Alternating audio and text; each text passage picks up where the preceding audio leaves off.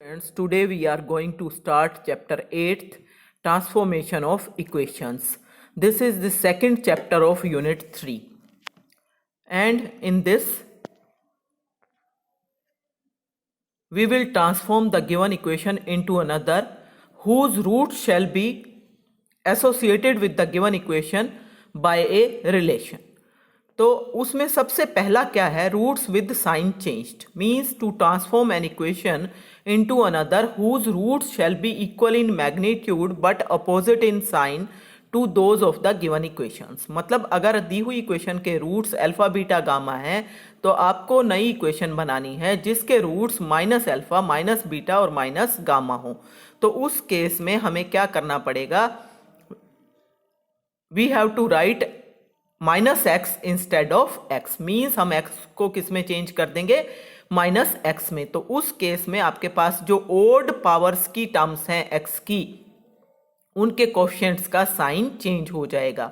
तो it means rule क्या बना, change sign of coefficients of the terms with odd powers of x in the given equation. Given equation में आपने क्या करना है, एक्स की जो जो ओड पावर की टर्म है, मतलब 1 पावर की, 3 की, 5 की, 7 की, उन सब के साइन चेंज कर देने हैं तो आपके पास ये इक्वेशन आ जाएगी। फिर है roots multiplied by a given number to transform an equation into another whose roots are m times those of the given equation. मतलब आपको दी हुई रूट्स इक्वेशन के रूट्स को m से मल्टीप्लाई करके नई इक्वेशन बनानी है। मतलब अगर दी हुई इक्वेशन के रूट जो हैं वो आपके पास अल्फा बीटा गामा हैं तो आपको नई इक्वेशन के roots m alpha m beta और m गामा बनाने हैं। तो रूल क्या रहता है, in order to form an equation whose roots are m times the roots of the given equation multiply the successive coefficients beginning with the coefficient of x to the power n minus 1 by m to the power 1, m to the power 2, m to the power 3, m to the power n respectively. If any power of x is missing, it should be regarded as supplied with a zero coefficient. मतलब क्या है कि अगर आपके पास जो भी equation दे रखी है अगर वो इनकम्प्लीट है तो पहले उसको कंप्लीट कर लेना है, जो कोफिशिएंट मिसिंग है उसकी जगह पे जीरो लिख लेना है। फिर उसके बाद आपको क्या करना है, जो हाईएस्ट डिग्री टर्म है उसको 1 से, उससे अगली वाली को m से, उससे अगली वाली को m स्क्वायर से, और इस तरीके से मल्टीप्लाई करते चले जाना है तो आपके पास नई इक्वेशन आ जाएगी जिसके रूट्स m टाइम्स होंगे गिवन इक्वेशन के। ठीक है, तो इस तरीके से आप कर सकते हो। Then to remove the fractional coefficients of an equation, किसी भी इक्वेशन के फ्रैक्शनल कोफिशिएंट्स को कैसे रिमूव करते हैं, एग्जाम्पल की हेल्प से देखो। Remove the fractional coefficients from the equation x to the power 4 plus 1 by 2x cube minus 5 by 3x square plus 2 by 3x minus 1 equal to 0। तो किस तरीके से निकालोगे, अब यहाँ पे फ्रैक्शनल कोफिशिएंट्स जो हैं अगर हम यहाँ पे एलसीएम लें तो आपके पास क्या आएगा, 6 आएगा। 6 से आप इसको अगर मल्टीप्लाई करते हो यहाँ पे तो आपका जो लीडिंग टर्म का कोफिशिएंट है वो भी 6 हो जाएगा। जबकि इन क्वेश्चंस में आप ध्यान दो, हालांकि उसने क्लियरली नहीं लिखा है लेकिन आपने समझ जाना है कि लीडिंग टर्म का कोफिशिएंट हमने 1 रखना है और फिर भी फ्रैक्शनल कोफिशिएंट को हटाना है। तो क्या होगा कि हम 2 और 3 का एलसीएम मीन्स 6, उससे रूट्स को मल्टीप्लाई कर देंगे इस इक्वेशन के। तो कैसे मल्टीप्लाई करेंगे, पहले चेक करो, इक्वेशन पूरी है 4 3 2 1 0, सारी पावर है ना। तो अब आप इसको मल्टीप्लाई करना शुरू करो, पहली टर्म को 1 से, फिर 6 की पावर 1, 6 की पावर 2, 6 की पावर 3, 6 की पावर 4, इस तरीके से मल्टीप्लाई किया।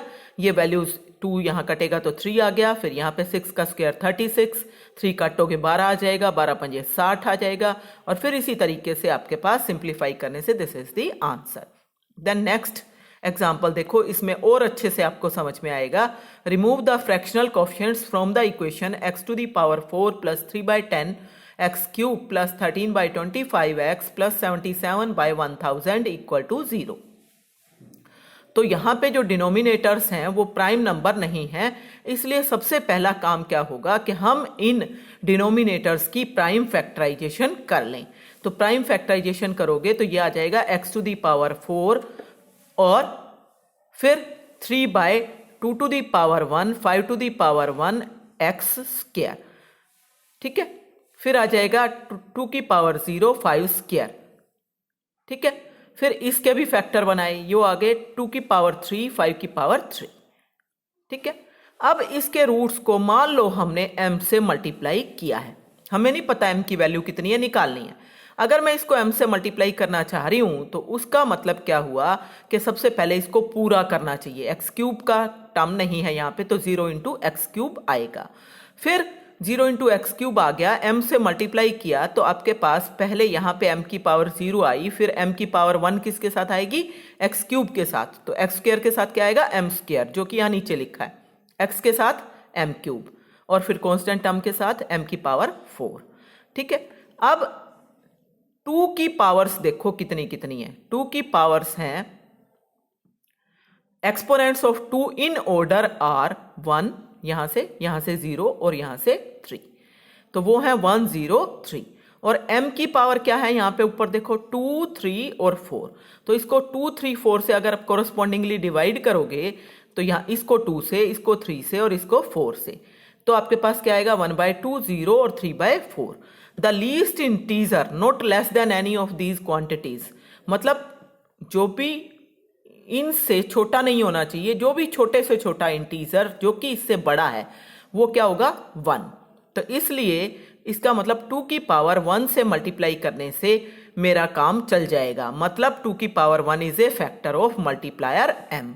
अब आगे इसी तरीके से 5 की पावर देखो इन ऑर्डर में क्या क्या है, यहाँ पे 1 है, यहाँ पे 2 है और यहाँ पे 3 है, उनको किससे डिवाइड करना है, m की पावर से, m की पावर 2 3 और 4 से, तो 2 3 4 से डिवाइड करो तो 1/2 2/3 एंड 3/4।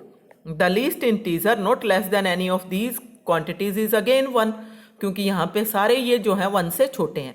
अगर यहाँ 5/4 आता ना तो ये 1 से बड़ा हो जाता, फिर लीस्ट इंटीजर होता 2, और उस केस में मुझे 5 की पावर 2 लेनी पड़ती, लेकिन अब क्योंकि ये 1 है तो it means 5 to the power 1 is also a factor of multiplier m।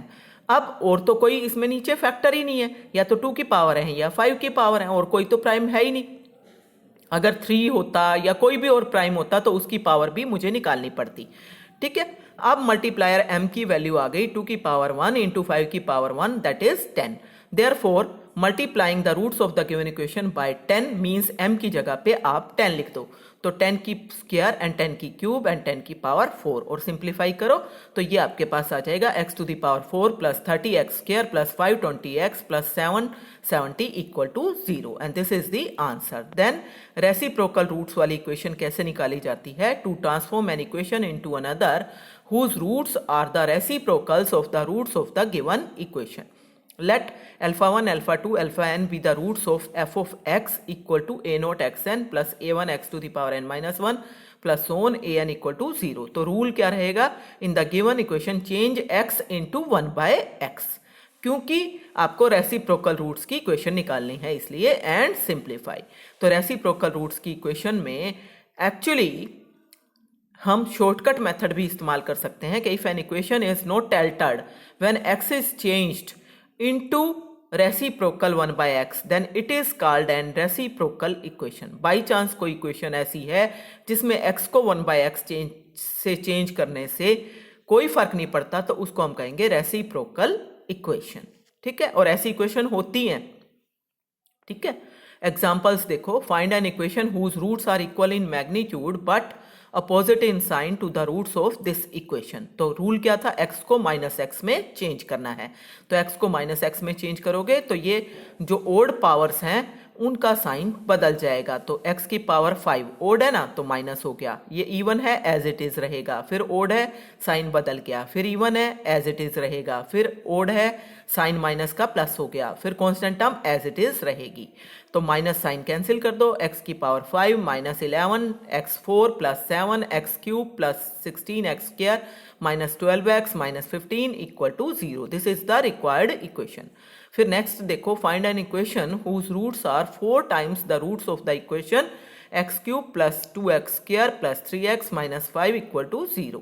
तो 4 टाइम्स मतलब 4 से रूट्स को मल्टीप्लाई करना है। तो पहले वाला मेथड लगाओगे आप, पहले देखो इक्वेशन कंप्लीट है cube square 1 and constant term, फिर उसके बाद 4 की पावर 0, 4 की पावर 1, 4 की पावर 2, 4 की पावर 3 से रिस्पेक्टिवली मल्टीप्लाई कर दोगे। तो यहाँ पे 4 की पावर 0, 1, 2, 4 की पावर 3 और सिंप्लीफाई करो, this is x cube plus 8x square plus 48x and minus 320 equal to 0। तो इस तरीके से आप कर सकते हो। और इसी का दूसरा मेथड क्या रहता है, वो ये वाला रहता है। इस तरीके से भी आप कुछ क्वेश्चंस को करोगे तो वो भी आपको आना चाहिए। Given equation is this, transformed equation मान लो y में है तो y को मैं क्या पुट कर दूं 4x, क्योंकि 4 से रूट्स को मल्टीप्लाई करना है। कौन सी इक्वेशन के रूट्स को, x वाली के रूट्स को। तो 4x, तो x की वैल्यू आ गई y/4। तो x की जगह आप y/4 लिख दो तो y/4 की पावर 3, तो y cube by 64, 2 into y/4 की power 2 means y square by 16 plus 3 into y/4 and minus 5 equal to 0। LCM लो and this is the answer. Next example देखो, find an equation whose roots are the 4 times and with their sign change of the roots of this equation. Sign भी change करने हैं और 4 से multiply भी करना है। तो इट मीन्स सबसे पहले इन ट्रांसफॉर्मेशन वाली इक्वेशंस में इक्वेशन को कंप्लीट कर लिया करो, फिर गलती नहीं होगी। तो सबसे पहले इसको कंप्लीट कर लो। ये हो गई, यहाँ पे एक्स स्क्वायर की टर्म मिसिंग थी ना, तो एक्स स्क्वायर की जगह पे कोएफिशिएंट हमने 0 इंटू एक्स स्क्वायर लिख लिया, बाकी एज इट इज है। अब -4 से रूट्स को मल्टीप्लाई कर लो, क्योंकि आपको 4 से मल्टीप्लाई करना है और साइन भी चेंज करना है। तो इसलिए -4 से सीधा मल्टीप्लाई कर लें तो -4 की पावर 0, -4 की पावर 1, -4 की पावर 2, -4 की पावर 3 और -4 की पावर 4 से सक्सेसिवली सारी टर्म्स को मल्टीप्लाई करना है। तो ये आपके पास आ जाएगा, इवन पावर है तो एज इट इज रहेगी 4x की पावर 4। ये ओड पावर है तो इसका मतलब ये -4 और माइनस माइनस प्लस हो जाएगा 4x क्यूब। -4 का स्क्वायर लोगे तो आपके पास आ जाएगा 16 और ये तो 0 है तो ये टर्म खत्म हो गई। फिर यहाँ पे आ जाओ, -4 का cube -64, -64x and plus 256 and this is the answer. तो इस तरीके से कर सकते हो। दूसरा मेथड ये हो सकता है कि हम y को -4x लें और x को -y/4 लें और सिंप्लीफाई करें। दोनों तरीके से आपका क्वेश्चन हो सकता है, तो आप अपने आप से देख लोगे। देन नेक्स्ट देखो, change the equation 3x to the power 4 minus 10x cube plus x square minus x plus 2 equal to 0 into another with the integral coefficients and coefficients of whose leading term is unity। तो फिर से आपका वही वाला काम है कि fraction powers को हटाना है और लीडिंग टर्म का कोएफिशिएंट 1 बनाना है। तो पहले आप इस 3 से डिवाइड करो, 3 से डिवाइड करके ये फ्रैक्शन बन गया ना 3। तो अब इसी को हटाना है तो रूट्स को 3 से मल्टीप्लाई कर लो। तो रूट्स को 3 से सीधा मल्टीप्लाई कर दो और कुछ करने की जरूरत नहीं है इसमें। तो 3 से मल्टीप्लाई करने का मतलब है, इक्वेशन देखो पहले से पूरी है, 3 की पावर 0, 3 की पावर 1, 3 की पावर 2, 3 की पावर 3 और 3 की पावर 4 से मल्टीप्लाई करो एंड सिंप्लीफाई करो तो ये आपका आंसर आ जाएगा। देन नेक्स्ट देखो, transform the equation into one whose roots are twice the reciprocal of the roots of the equation this. मतलब 2 टाइम्स भी होने चाहिए और रेसिप्रोकल भी होने चाहिए। तो गिवन इक्वेशन आपकी ये है, तो इसका मतलब y इज इक्वल टू आपके पास आ जाएगा 2/x, क्योंकि 2 से मल्टीप्लाई भी करना है और रेसिप्रोकल भी लेना है। तो इसका मतलब x की वैल्यू आ जाएगी 2/y। तो x को रिप्लेस करेंगे 2/y से या 2/x से। तो 2/x से किया तो आपके पास 2/x की पावर 4 प्लस 3, 2/x की पावर 3 माइनस 6, 2/x की power square plus 2 into 2/x minus 4 equal to 0। LCM ले लो, x की पावर 4 एलसीएम, तो ये आपके पास आ जाएगा एलसीएम लेने के बाद यहाँ से 16 plus 24x minus 24x square plus 4x cube minus 4x4। और इसको आप हाईएस्ट डिग्री की तरफ से करके लिख दो, 4 कैंसिल आउट कर दो and this is the answer. Next example देखो, find the condition that the roots of the equation x cube minus px square plus qx minus r may be in HP, hence or otherwise solve the equation 6x cube minus 11x square plus 6x minus 1 equal to 0। HP में roots दे रखे हैं, ठीक है। तो इस equation के roots HP में दे रखे हैं, तो सबसे पहले हम रेसिप्रोकल रूट्स वाली इक्वेशन बनाएंगे। क्या रिलेशन होता है कि अगर A B C HP में हैं तो 1/A, 1/B और 1/C AP में होंगे। इसलिए हम सबसे पहले इस इक्वेशन से ऐसी इक्वेशन बनाएंगे जिसके रूट्स इसके रेसिप्रोकल हों। तो हम x को चेंज करेंगे 1/y में, तो 1/y cube minus p 1/y square plus q 1/y minus r equal to 0। LCM लेने के बाद ये आ जाएगा ry cube minus qy square plus p y minus 1 equal to 0। अब क्लियरली इस इक्वेशन के रूट्स AP में होंगे क्योंकि दी हुई इक्वेशन के रूट्स HP में थे। इसके रूट्स क्योंकि 3 डिग्री की इक्वेशन है, ये मान लो a माइनस डी, a और a प्लस डी। तो सम ऑफ रूट्स आपका आ गया इन तीनों का सम, और इक्वेशन से क्या आएगा माइनस सेकेंड टर्म का coefficient minus Q divided by first term का कोफिशिएंट r, तो क्यू बाय r आएगा। तो a की वैल्यू आ गई क्यू बाय 3r। अब a इस इक्वेशन का रूट है ना, y वाली इक्वेशन का रूट है ना, तो इसका मतलब आप इस a को चेंज करोगे y में। So y is equal to q by 3r, और ये वाली वैल्यू कहाँ पुट करोगे इस इक्वेशन में सेकेंड में। तो इस सेकेंड में ये वाली इक्वेशन पुट करो तो आपके पास आ जाएगा यहाँ पे r into q by 3r cube minus q into q by 3r square minus p into q by 3r minus 1 equal to 0। LCM आ गया 27r क्यूब, ठीक है ना। हालांकि इस r क्यूब में से ये r काट के 27r स्क्वायर एलसीएम ले लो, तो सिंप्लीफाई करने के बाद आपके पास ये condition I. So this is the required condition कि दी हुई इक्वेशन के रूट्स HP में हों। अब आपके पास आगे उसने क्या कहा है, इक्वेशन में कंडीशन निकालनी थी and hence otherwise solve the equation. अब इसको सोल्व भी करना है, तो हमें इस इक्वेशन के लिए ये चेक करना पड़ेगा कि क्या इस इक्वेशन के रूट HP में है, क्या ये कंडीशन सेटिस्फाई होती है। तो हम कैसे करेंगे, ये वाली जो इक्वेशन आपकी दे रखी थी इसको कंपेयर करेंगे दी हुई इक्वेशन से। दी हुई इक्वेशन में कोफिशिएंट x क्यूब का 1 था, इसे पहले 6 से डिवाइड करोगे, 6 से डिवाइड किया, ये इक्वेशन बन गई। इसको कंपेयर किया 3 से, मतलब दी हुई इक्वेशन से, तो उस केस में आपके पास क्या आएगा, वैल्यूज जो हैं p की आ जाएगी 11/6, q की वैल्यू आ गई 1, r की वैल्यू आ गई माइनस प्लस 1/6। ये वैल्यूज आप कहाँ पुट करोगे इस 3 में, क्योंकि ये चेक करना है कि कंडीशन सेटिस्फाई होती है कि नहीं होती। तो 2q cube minus 9pqr plus 27r square, तो 2 इंटू क्यू की वैल्यू 1, 9, p की वैल्यू 11/6, q की वैल्यू 1 और r की वैल्यू यहाँ से 1/6 प्लस 27, r की वैल्यू 1/6, ठीक है ना, उसका स्क्वायर, तो 1/36 हो गया। इस सब को सिंप्लीफाई करो, 0 आ रहा है, इसका मतलब कंडीशन सेटिस्फाई होती है। जब कंडीशन सेटिस्फाई होती है तो इसका मतलब ये हुआ कि इस इक्वेशन के रूट्स HP में हैं। जब इस इक्वेशन के रूट्स HP में हैं तो इसका मतलब हम अगर आप पीछे वाले काम की हेल्प लें तो पीछे वाले काम में आपका एक रूट ये y equal to q by 3r आ चुका था, किसका, रेसिप्रोकल वाली रूट्स का। इसका आ गया ना एक रूट ये सेकेंड इक्वेशन का, ठीक है ना। अगर मैं इसका उल्टा कर दूं 1/y निकाल लूं तो 3r/q किसका रूट होगा, दी हुई इक्वेशन का। तो मींस x की वैल्यू 1 आती है 3r/q, तो हम x की value 1/y that is 3r/q, r की वैल्यू भी है, q की वैल्यू भी है, तो ये आ जाएगा 1/2 that is 1 root of this equation, fourth जो सोल्व करनी है, ठीक है ना।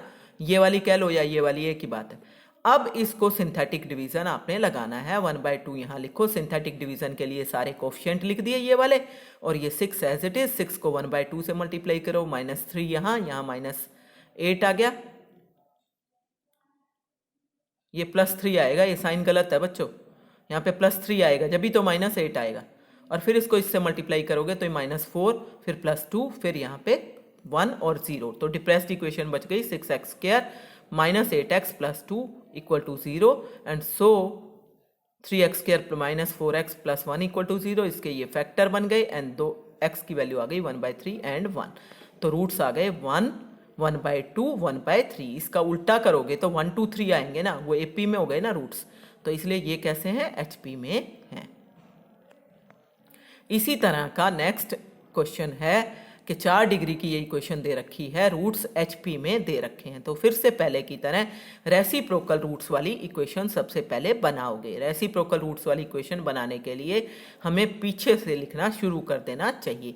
तो यहाँ से लिख x को 1/y में चेंज कर लो या पीछे से लिखना शुरू कर दो, एक ही बात है।